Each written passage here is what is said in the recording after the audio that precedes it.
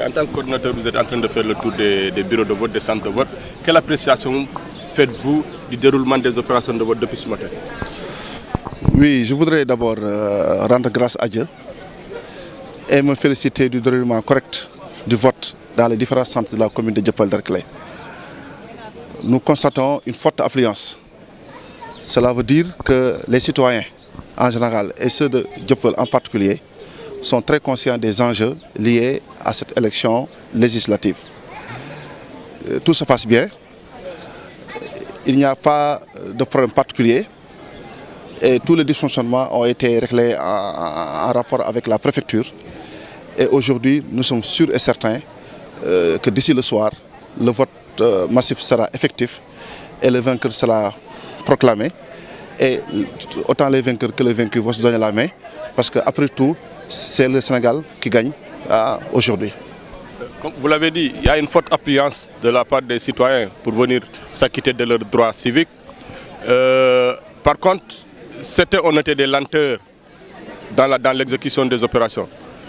Qu'avez-vous à dire par rapport à cela? Oui, je ne peux pas me permettre d'être à la place de l'administration pour donner une quelconque justification. Mais en tant qu'observateur électeur, et par rapport aux événements que nous avons connus et le contexte dans lequel s'organisent ces élections-là, on peut bien comprendre qu'il y a quand même certaines lenteurs. Mais mieux vaut commencer tard et bien faire que de commencer tôt et de mal faire.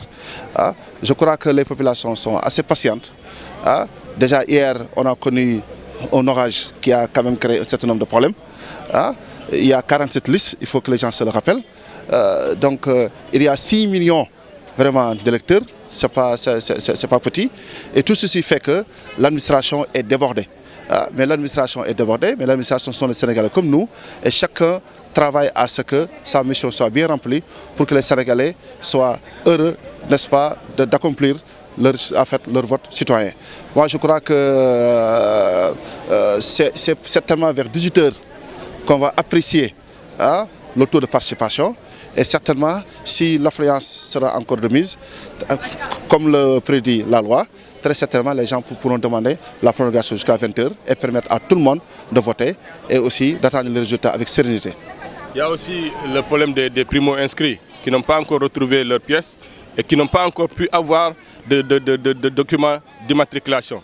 Et ces gens-là sont en ce moment dans le désarroi. Ils veulent voter, ils veulent accomplir leur acte citoyen, mais ils sont dans l'impossibilité de le faire.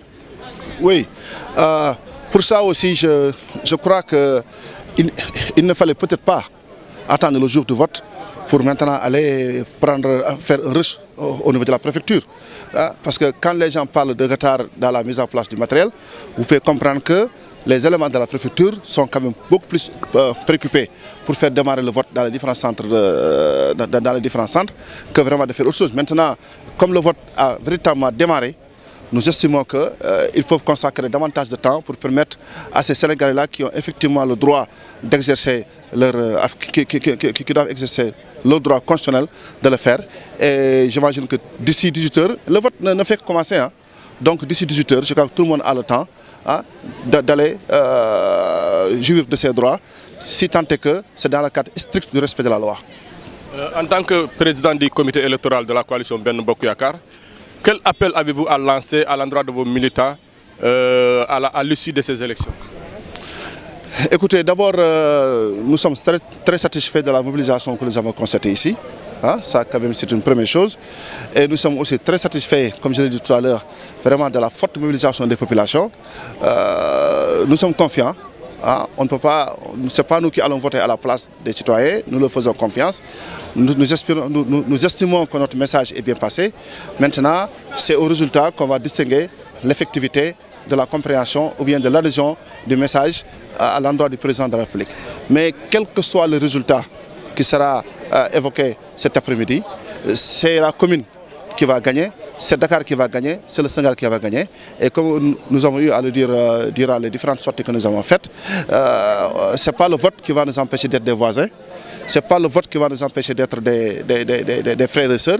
Et lundi matin, tout le monde va s'occuper, va vaquer à ses occupations de la manière la plus normale et la plus tranquille. Et on laissera maintenant les institutions attitrées proclamer définitivement les résultats.